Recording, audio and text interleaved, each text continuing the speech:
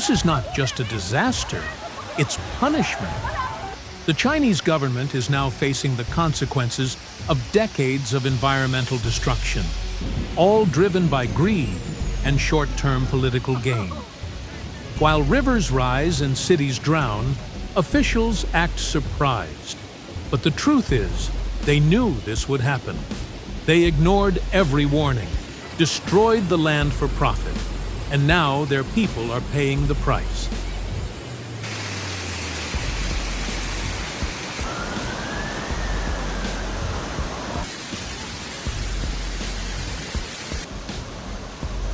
China is once again underwater, and this time the warnings were louder than ever.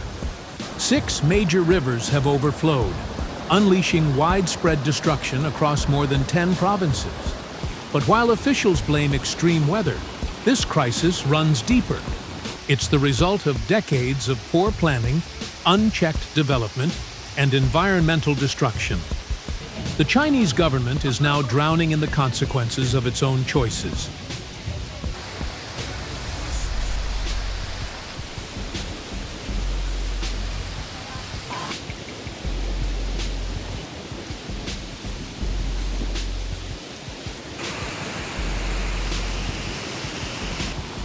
For years, China sacrificed its natural ecosystems in the name of economic growth. Forests were cleared for construction. Wetlands were drained to make way for factories. Massive dams were built, disrupting ancient river systems. And rural areas were left behind, without proper infrastructure to protect them. Now, nature is fighting back with water.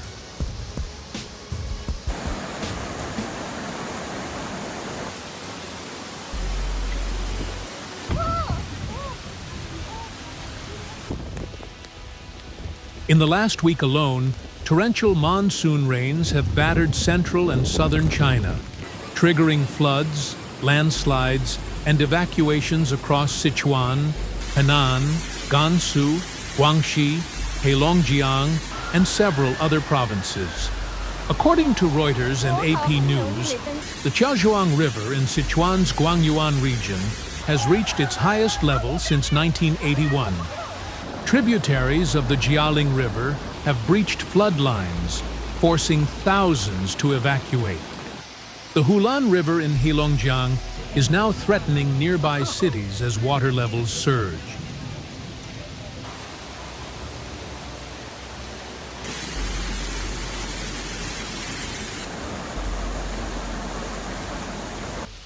In Henan's Taiping Township, a smaller river burst its banks without warning. At least 5 people were killed, and several others remain missing. In Guangxi and Gansu, landslides triggered by heavy rainfall have buried homes and destroyed roads. Entire communities have been cut off from emergency services. More than 1,000 rescue personnel have been deployed. Evacuation shelters are at full capacity, and the skies are still dark.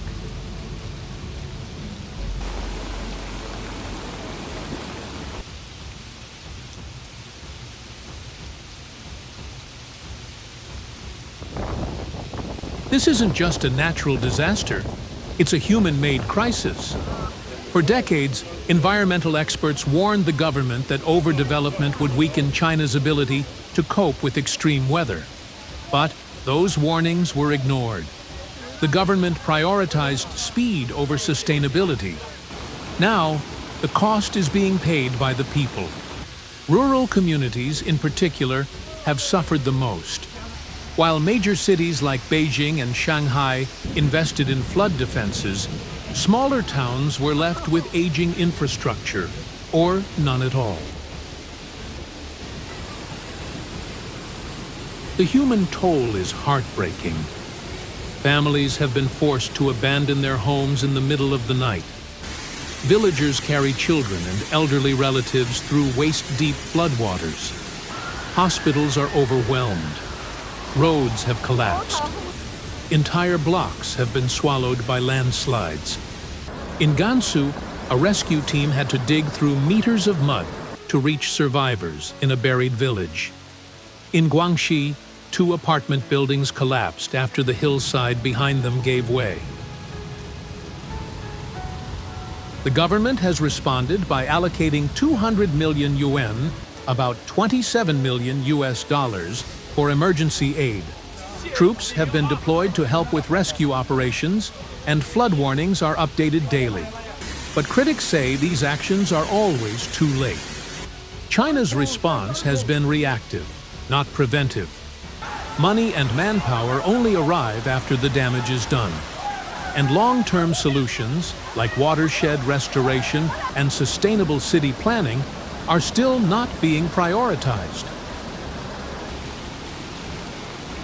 The situation may get worse before it gets better.